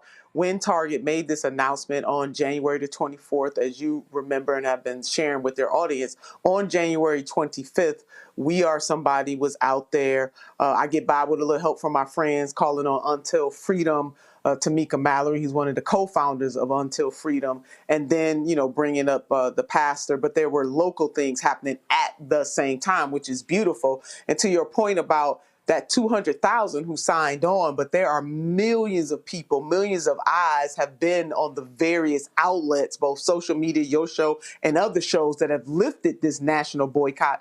The fast was a phase of a larger boycott. And as Pastor Brian laid out there, answering one of the demands, and let me just say that one demand to spend $2 billion with the black community from 2020 to now was already there. So that's nothing new, but they did not answer the other demands. And I don't think that the CEO of Target, Brian Cornell, truly understands the pain points that he caused by bending to bigotry. This is bigger than DEI, but DEI is a part of it. What is wrong with having diversity, equity, and inclusion happen in your company DNA and also in the DNA of this country. Folks miss the point that we need DEI and other things. I mean, obviously, we need to go deeper than that because there's a wrong that has been happening in this country for generations. So I'm really glad to see this organizing committee to come together. Tamika Mallory, myself, and Pastor Jamal Bryant did have an opportunity on Saturday to talk to one of the representatives of Target, and we've gotten no further than they did when they all had that meeting previously. See, the thing that that folk have to understand is that when Target talked about the $2 billion, that wasn't, oh, we're going to be spending $2 billion collectively. That was supposed to be annually. Talk about it, Ro. I mean, that was supposed to be annually. So this idea in terms of what, I mean, this is the corporate statement that they dropped on April 7th, 2021. They said as part of their commitment, let me get this up on the screen 1 second. As part of their commitment, they wanted to add products from more than 500 Black-owned businesses across its multi-category assortment, increase its spend with more Black-owned companies, such as marketing agencies, construction companies, facilities, maintenance, and more, establish new resources, including the Forward Founders Program to support Black-owned companies and help them grow their business. It's right here. It said Target announced a commitment to spend more than $2 billion with Black-owned businesses by the end of 2025. Now, one of the things that they've said to Jamal that they're going to meet this by July. Here's what we haven't seen. Who? We ain't seen a list. Right. List of company amount. Company amount. When they say marketing agencies, I don't know who. Black-owned media, I think Target did. I'll check with my guys. I think Target did something with us like 3 years ago, and it was real small, and we ain't heard from them since. And so the point here is, which is what Dr. King talked about in his April 3rd, 1968 final sermon at Mason Temple, when he said, again, he said we must, he talked about, the pain. We must redistribute the pain. The bottom line is these companies are making billions off of us, and there's no ROI. They're not spending with Black-owned media. They're not using Black transportation companies, Black law firms, Black accounting firms, Black engineering firms, Black construction companies. And if they think that we're just going to keep sitting here rolling up in your store, they're wrong. And this is also sending a message, not just to Target, but to a whole bunch of other companies saying, do understand, y'all are next. That's right. There's power in our purchase. I mean, people need to hashtag that. It's power in our purchase. And to add to that, Ro, he promised this off of the back of when George Floyd was murdered. It was right when he came out and said George Floyd could have been one of my Target team members, and therefore I'm going to do X, Y, Z. All of the things that you enumerated and put on screen, they said that they were going to expand their diversity goals at the time to increase representation of Black employees across its workforce by 20% over the next year. So that would have been from 2020 to 2021. And that the company would start a new program to help Black entrepreneurs develop, test, and scale their products. They did some of that, but once Donald J. Trump came on the scene, all of those promises made all of a sudden became something that was expendable. And so the question for the CEO is, did you believe those things when you said it? Was it right and moral and also economically viable for Target too? Because they ain't just do this out of the goodness of their heart. When you said those words and now all of a sudden you don't have a commitment. So the ire in the Black community is that you made a promise to us off of the death of George Floyd, and now all of a sudden you have a neo-fascist in the White House and you don't care. You don't really give a damn about the Black community and other marginalized communities. And dare I say, ever since they made that commitment to stand with this president, they have decreased some of the shelf space. There is no guarantee for those Black businesses. And shout out, Ro, to the Black business owners who said on their own, if the Black community is boycotting, we don't want them to purchase none of our stuff out of Target. Come purchase from us directly. That is a beautiful thing. That has to be answered to as well, that we have to continue to support these Black businesses. How do we shore up Black institutions because of this? Because it's Target today. Other companies are folding to the bigotry. The Black community and other marginalized communities remain vulnerable unless we unite in the way that we're doing right now and let them know, to your point, the point I'm making, Tamika, Pastor Bryant, and so many others, you're not going to play us, and that there's power in our purchase. And as my grandma used to say, I can show you better than I can tell you. As we know, these companies are real good at trying to pick off different organizations, try to have separate meetings. And it's important for organizations to know, if there are any Black organizations who are trying to have side meetings with Target, and they are not a part of this boycott, they have not used any of their resources or notified people, if they are not communicating with the leaders of this boycott, we gonna call them out publicly. Because what cannot happen is for folk who ain't invested anything in this effort to then go try to break off a few crumbs by negotiating behind the backs of the people who are actually doing the work. Amen, Ro. Let the church say amen. That is important, that we don't allow ourselves to be picked off. This boycott is absolutely working, which is why Target is going to this leader, this community. You know, they even met with some of our Hispanic sisters and brothers trying to pick off, pit Black and brown people against each other too. No, we can't have that. We have got to stand solid and stand strong. And the point that you've been making, Rowan, thank you for that. You can't inch around the people who actually had the courage to get this thing started. Now, of course, this is bigger than any leader, any national leader, any grassroots leader, because we needed the people to pull this off. And so the people have shown, both the Black community and others who are in allyship with us, they have shown that, hey, we are rocking with you. Even in the LGBTQ plus community in Minneapolis, Minnesota, Minneapolis in particular, they turned down Roe. When Target did this, that Pride group turned down the $50,000 or $60,000 that they were getting from Target regularly and said, you know what? And they can least afford it. But they said, you know what? You want to roll with bigotry? We don't want your money. So from a grassroots group like that to others, to your point, come on, Black folks, you can't have these side meetings with these people and take crumbs when we have a larger vision here. Absolutely. And so let me just be as clear as possible. If there is any Black group and we find out you are having a side meeting and you have not communicated with any of the leaders of this Target Boycott Advisor or Organizing Committee, I'm letting you know right now, I'm going to put you on Front Street and I'm going to tell the people that you are meeting, and we going to call y'all out and then smoke y'all out to force you to say, why'd you go talk to them? What you talked about? What are you negotiating? Because this is the game they've always played. How can they find the least expensive Negro? That has always been their strategy.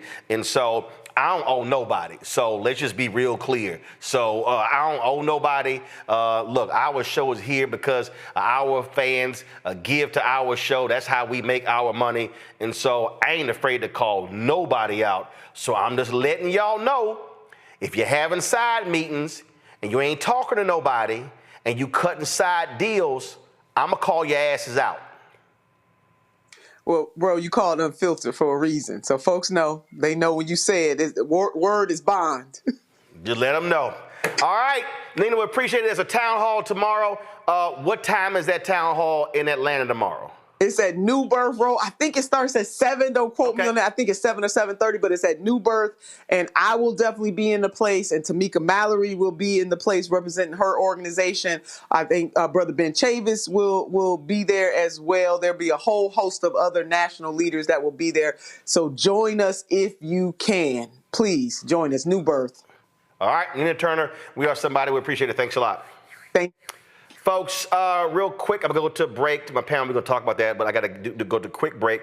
Omar Miller, who stars in the Ryan Coogler movie Sitters, will be joining us next right here on Roland Martin Unfiltered. Back in a moment. This Week on the other side of change. Black Maternal Health Week. The racial disparities are undeniable, making it clear that Black people experience racism from the womb. America and America's healthcare system has not taken the time to invest in what quality healthcare looks like for Black birthing people. The state of Black maternal health in the United States is still dismal. It is environmental racism. It is systemic racism. It is the systems that we are born into. Only on the other side of change on the Black Star Network.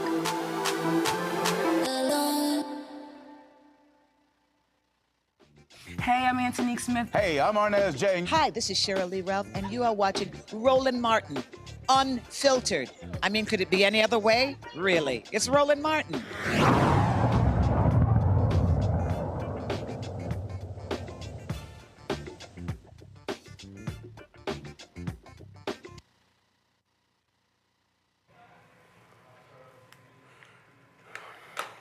Folks, huge weekend for director Ryan Coogler, actor Michael B. Jordan, and the whole cast of the movie Sinners. Folks, man, they set a record for an original movie, the highest grossing original movie since 2019.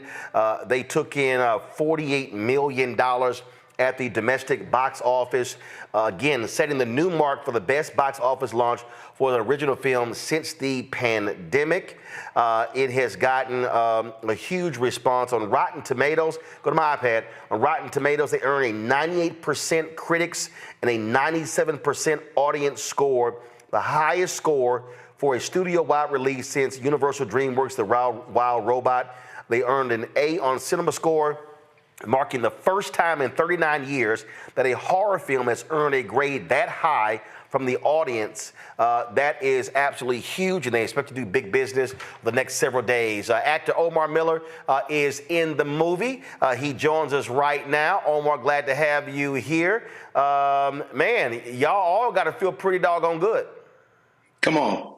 These sinners got blessed this weekend. It worked out. The thing that's also amazing is very interesting here. I've been seeing all these folk talk about this deal that Ryan Coogler cut where he gets ownership of the film in 25 years. And boy, it's some folks, they hot and bothered. Well, ooh, they got them upset. Yeah, but here's the deal, though. If the movie tanked, they wouldn't be saying nothing. See, the reality is... we've seen quite a few headlines that kind of intimated that they wanted the film to tank. Yeah, absolutely. And an audience has turned out in record numbers. And what's great about this wasn't a cape. It wasn't a superhero. It was an original idea. And I think that's what the public has been craving, something new, fresh, original, and not a sequel or a prequel or the 10th or the 11th of the same tired concept. Well, you know, and I think you've been a trailblazer in this with your company and with your show. I'm a longtime viewer and listener. I want to tell you, I appreciate the love that you always gave Jasmine and I on Ballers, because you were always a vocal supporter, and I appreciate that. And in kind, I try to return the support on your network. And I think that the big thing that we're seeing is it's on us. It's on us as business people, as entrepreneurs, as the electorate. Top to bottom, it's on us, and we have to do what we can to reward the people who actually give us what we want and what we need. Ryan got rewarded by the audience because he delivered a picture which was original, entertaining, educational, nostalgic, and it's something that just lands on you and sticks with you because he accurately portrayed a dynamic portrayal of us as people. What's also just great about it, I mean, it was just sort of like just a wave that was just moving. I mean, over the weekend, I saw folk who were saying, I went in the theater, had no idea what the hell I was watching, and then they were raving about it, and folk were live posting while they were in the middle of the movie, and you actually just begin to see this thing build. There were people who were saying, oh, okay, but on Thursday, Friday, oh, yeah, this might do, 30, 35 million. All of a sudden, it was like boom, boom, boom, boom. That number just kept going higher and higher. No matter what you pay for advertising-wise, word of mouth is still the most powerful form of advertisement and endorsement that you can get.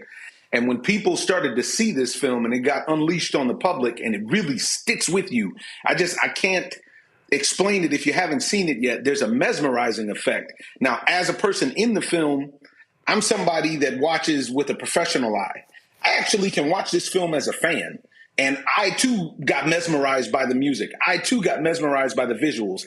And even if you look at the clip where Ryan did the piece where he's explaining the different ways to see the film, and that went viral. It's because this man has so much passion for what he does, and he had such a clear vision, him and his wife, for what they were doing. It translated onto the celluloid, and then it hits you, really hits you, and goes to show you the power of art and the power of film.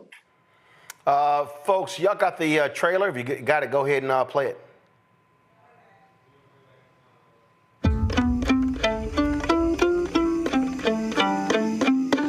The summertime has come, and the trees are sweetly blooming.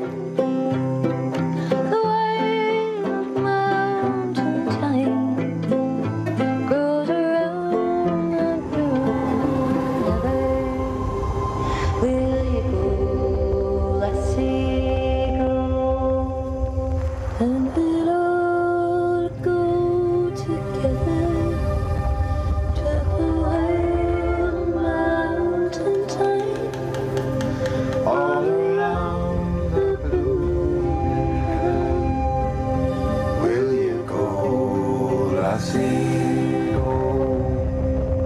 I will build my love a bower by yon cool and crystal fountain. On it I all the flowers of the mountain. Will you go, lassie, go? And we'll all go together to the wild mountain thyme, all around the blue. Will you go, lassie, go?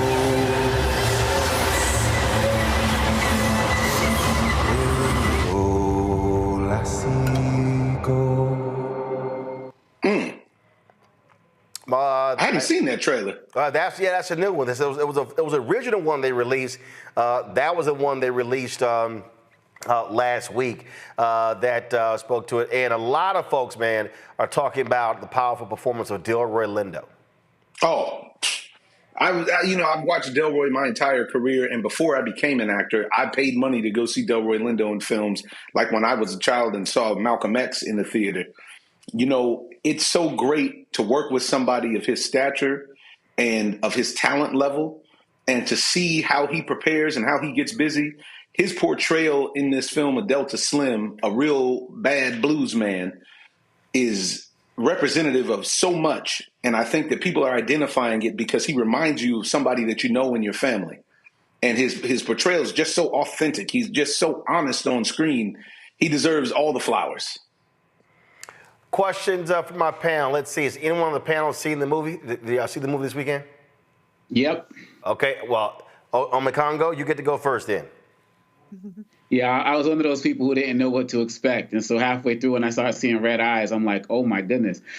So I thoroughly enjoyed it. And my question for you, Omar, is this. When I saw Black Panther in 2018, I came out with, like a lot of Black people, with our chest stuck out, you know, because we were just so proud Trump being in office. It was something that we needed in the moment. Even though this movie is different, are you getting the same types of vibes, particularly from Black people who are seeing this movie with all of the anti-DEI stuff going on, that this is the movie we need in this moment? First of all, thanks for coming out on the weekend, because the opening weekend means so much in Hollywood and for the commerce of films. Secondly, absolutely. I actually had a deep conversation earlier with a friend of mine where we were speaking about how when Panther came out, it was the right movie for that time. And part of the brilliance of what Coogler is able to do is Sinners is the right film for us as a culture at this time. And I don't think it's just the right film for us as Black folks. It's especially the right picture for us as Black folks. But it's the right picture for Americans. Because this film speaks about the promise of America and the broken promises of America and the promise of freedom. And, you know, here, we're not dealing with any kind of black trauma porn film. This is a film you come out of and you feel further resilience. And you recognize that you have to examine where we are in society and where you personally are on your journey, morally, ethically, and what are you willing to do for your freedom? Thank you. Renita? Yes, thank you for being with us, Omar. This is such a treat. I cannot wait to see Sinners. In fact, I'm going to have to see it a couple times in the theater.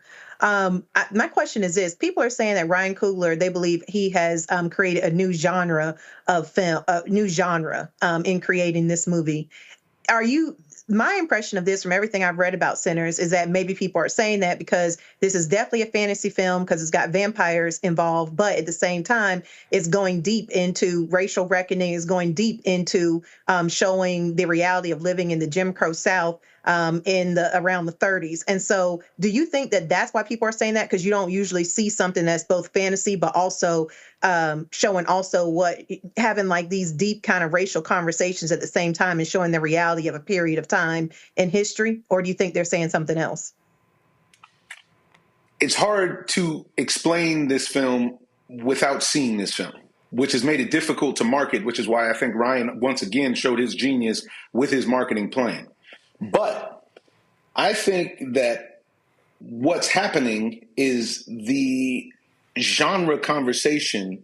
He's done something that is so intimate and so personal to him that specificity is landing and creating universality amongst the audience, because the film covers a take on capitalism. It examines our social situations. It examines our spiritual place. It examines a lot, and you can't help but to have that land on you if you experience and watch the film. And so with that, I think some of it has to do with the fantasy part. The problem with saying that he created a new genre, it implies the idea that somebody else could then recreate it. I don't think anybody else can make this movie. And I think that if you try to make a movie like this, you have a very, very high bar to meet. Julian. Well, first of all, thank you for being with us. I appreciate it. Let me say, I was very apprehensive. I have not seen the film. Now, after listening to you and seeing that new trailer, I will go see it. I don't like horror movies. They freak me out. I have nightmares about them.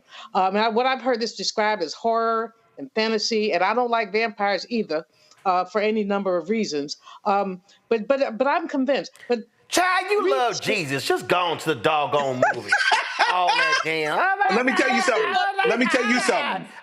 I'm a card-carrying Christian, okay? I'm a card-carrying Christian. Yesterday, I celebrated Resurrection Day with a prime rib with my mama, who was a Sunday school teacher for 30 years. I'm here to tell you that the film is appropriately titled Sinners. It is not, I wouldn't describe it as a horror film. There's elements of horror in it. There's vampires in it, but it is not a vampire film. And the reason this film is resonating with so many people is because it doesn't sit in one category or one genre. I suggest you give it a chance, because the conversation starter that this film is, you won't be able to get away from. In fact, Delroy Lindo said that. He said that this is not a horror film. Julian, go ahead. Well, the question, do I need to bring some people with me because I'm a freak out in there? Yeah, fine. Bring your chaperone. Julian, your ass what? How old are you, Julian? 71. You 71. Why in the hell you need to bring somebody with you to the damn... You may want to bring some people with you, but only because you're going to have to talk to somebody about the film once you see the film. I've never been in a picture that makes people want to speak about it and rewatch it the way that this one is. And I've been doing this for a good amount of time. Okay, I'm going to take your word for it, brother. I promise. I'll give you a refund if you don't like it. All right. Lord have mercy. She just sitting here. Oh goodness. And so I know she don't even know. So I know some folks laugh because so Omar, I have a very strict rule. See, a lot of these movie companies and these streaming services and networks, they never like to spend money with black-owned media. So that's why I don't typically have folk on. So you're on. I understand that. So thank you. I mean, and so you're on because your publicist reached out. I was like, absolutely, you're right. I love you and the sister who's on Ballers. I love y'all. Jasmine. Jasmine, y'all should have had a spinoff because the two of y'all were just hilarious. So I was like, hey, I'm gonna have him on. But that's always my thing there. So let Warner Brothers know that you got on because of you. We count on that, and I'm going to publicize it because of you. And because let me tell you, I appreciate the Black-owned business element. I grew up; my parents are entrepreneurs. I know how hard the hustle is, and I know that we have to support if we're ever going to get out of this rat race that we're in, where the they thinks that they can sidestep us and our businesses. Absolutely. And so we do have a scene with you in the movie. Roll it. What y'all doing? Just step aside and let me on in now. Why you need him to do that? You big and strong enough to push past us? Well, that wouldn't be too polite now, would it, Miss Annie? I don't know why I'm talking to you anyway. Smoke. Don't talk to him. You talking to me right now. Why you can't just walk your big ass up in here without an invite, huh? Go ahead. Admit to it. Admit to what? That you dead. So you listening to this? Now we out here playing games, telling ghost stories in place of doing what we ought to do. And what is it we supposed to be doing? Being kind to one another. And being polite. Now, we is one people, and we shouldn't go in barging into other folks' places uninvited, so... You've been in and out of here all day. Ain't never need an invite then. Yeah, something ain't adding up. Can I at least get my money? Careful.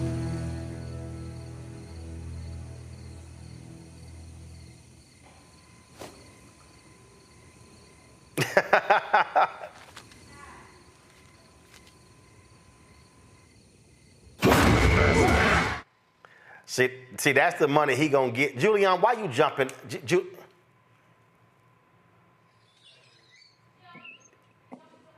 I didn't expect that. That's why. Julian, your ass literally jumping on Skype right now. I'm sorry. You should definitely bring a chaperone, Julianne. Miss Julianne, you need to bring a chaperone. Yeah, she gonna have to bring somebody. Matter of fact, and you need the money back. That's the money he gonna give you that he took from my fee. That's what he gonna give you the money. Lord have mercy. She is jumpy. She is jumpy right here on Skype. Oh Lord. My goodness. Well, it has done gangbusters, and I love these people who are sitting here having the audacity to say, well, you know, it ain't gonna do well overseas. I just want the haters, Omar, to keep hating, and I want them to have to sit here and have to accept how good the movie is doing. And again, they've been saying for years, oh, black movies can't do well. Well, we know what happened with Django, how well it did internationally. And I just really hope all these folk who have been running their mouths just get embarrassed every day as the numbers come in. That's what I hope. Well, it's a lot of crow on the menu, and there's going to be a lot of people that got to eat it, because I'm here to tell you this film is going to perform. Once you speak to somebody who speaks so passionately after they've seen it, you'll be like Miss Julianne and go see it. And this thing stays with you. And so right now, we're number one in several countries around the world, not just the United States, not just North America. We're number one in France. We're number one in the UK. We're number one all over the place. And it's because the brilliance of Coogler and Ryan's Mike's relationship is that these are human stories. Right. They're specifically wrapped up in the blackness. But as we know, we create culture for the whole world to consume. And what we do and determine as cool then in turn translates to every language, to every society. And these stories are going to do just that. And you'll see the numbers are going to keep piling up. Folks, this is from Box Office Mojo. I'm always going to their side. You see right here, the domestic gross was $48 million. International was $15.5 million. And so Sinners did $63.5 million. Its opening weekend, $91 million budget. And Variety had this story, which I thought was just laughable. Oh, will they be able to make the money back? I'm like, first of all, it was so stupid. No movie, I don't care what the movie is, makes its budget back the first weekend.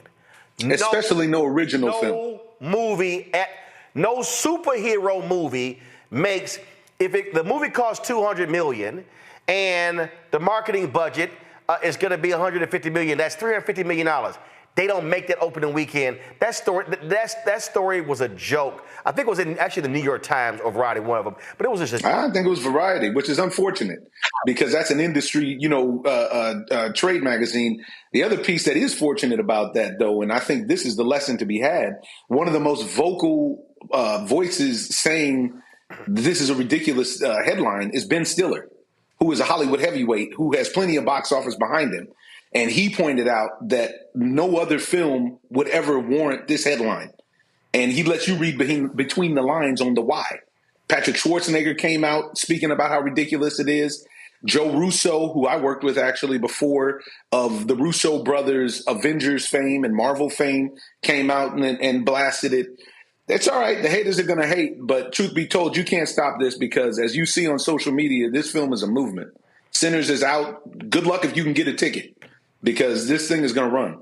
All right. Omar Miller, I appreciate it, my brother. Thank you so very much. Roland, keep doing what you're doing. Thank you to the panel. Thank you for having me. And, hey, man, Godspeed. Appreciate it, my brother. Thanks a lot. Folks, I'm looking for the tweet that they posted, and it really was laughable, Ome Congo, that Variety posted this.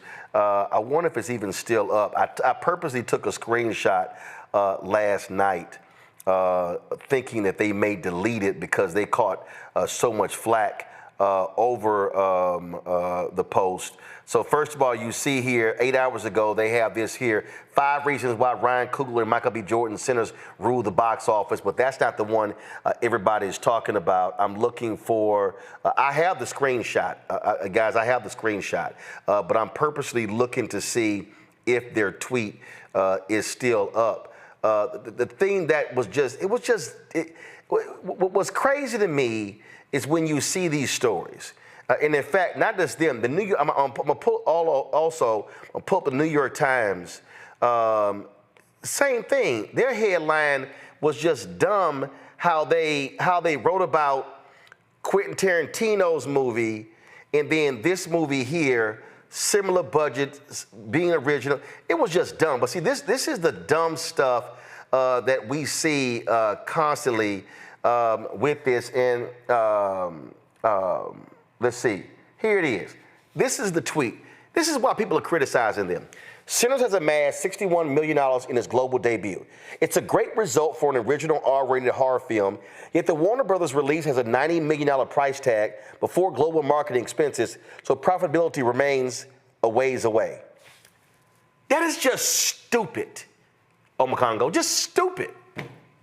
Yeah, their inability to read the room as it relates to this movie and that low-key hate. I'm glad Ben Stiller and other people have called this out. The fact of the matter is, it's a powerful movie. It's an original movie. And you, like you said, it crushed it over the weekend. At one point in the weekend, it surpassed Minecraft, and I think it surpassed Minecraft for the entire weekend, right? So really, at the end of the day, why can't they just celebrate the greatness of this movie? Like you said, the fact that it's not a comic book movie sequel, the fact that it's not based off of a video game. This is, two brothers in Coogler and Jordan doing their thing. And after one weekend to say something like that, to try to throw some salt on what they're doing right now, it's absolutely ridiculous, particularly in a time where I saw Minecraft, no black males in that cast. You got movies like Fantastic Four that's coming up, no black males, Marvel's Thunderbolts, both Fantastic Four and Thunderbolts, I don't think have any black male or female leads. And so this was a powerful movie, but like Miller said, this was a movie for everybody. And so why don't you just let it give it its run like we do with every other movie, like you do in Variety with every other movie, movie and stop throwing hate on this. But like Miller said, this is one of those movies that has broken through, and it has broken through quickly, and it's becoming a movement to go and be in this space. So they're, like you said, they're going to be in Crow really soon. I love it when the haters, who is this fool? Somebody named Tom Snyder, some conservative. I love this here. This is going to give y'all more reason to go watch it. Sinners is a racist, ultra-violent, woke, pagan horror that spreads lies and falsehoods about American music and about white people. We refute the movie's woke lies here. We really don't care, Julian. We don't care, Tom Snyder, who goes by at Film Doctor. Suck it. Wow. I mean, that's such a ridiculous level of vitriol for a movie.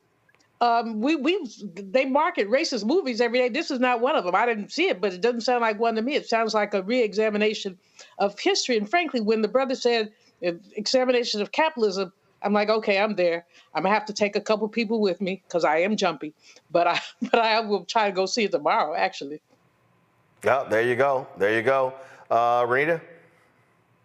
Yeah, as it relates to the both the Variety comment about, well, it's a ways away from profitability, and also the other comment you just read, I think that what is at the root of all this is these are the type of folks who want it to be the case that America does not need diversity. So what they're mad at is not so much about the movie, but they're mad about how successful the movie is doing in a time when they're trying to run these anti-DEI agendas that basically the root of it says all we need is whiteness to be successful in the country, and the country can survive and thrive off of that. And it's just not true. With diversity, companies make more money, products do better. And it is because that reflects the entire culture and it reflects the melting pot that America is. And so they want it to be the case that anything that involves any type of diversity is going to fail. And that's why they're so mad about this movie. But I'm going to tell you this. Like you said before, it's completely ridiculous that they think that this movie is not going to make its budget, because I love vampire movies. I saw a preview for Sinners a couple months ago and was like, I couldn't wait to see it. And I didn't even know it was a movie that had anything to do with vampires, even at that point. But once people started to see it last week and I found out it had something to do with vampires, it made me want to see it even more. The thing is that there were a lot of folks like myself who could not get there the first week because it was so packed. So what I'm saying is there are a lot of people waiting to spend their money to help this film recoup its costs, and it will do well, and it will recoup its budget plus more, because there are so many folks like myself who are just waiting for an opportunity to be able to get into the theater.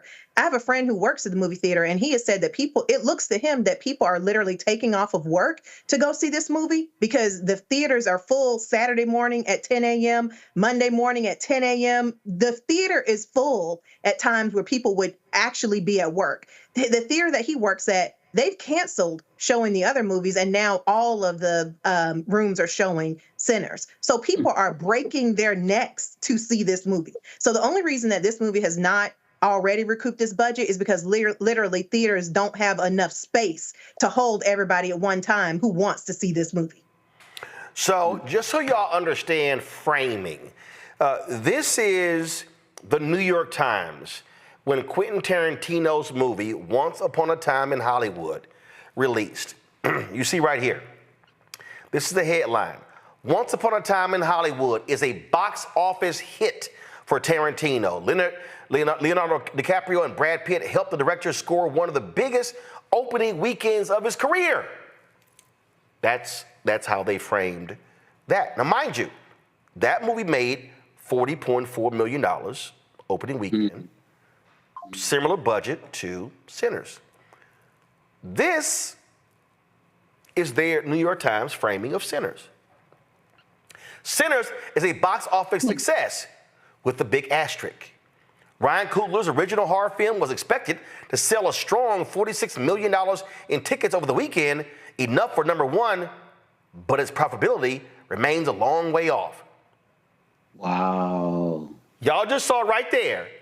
Wow. Two different headlines in the New York Times about movies, similar budget, similar proceeds. Wow.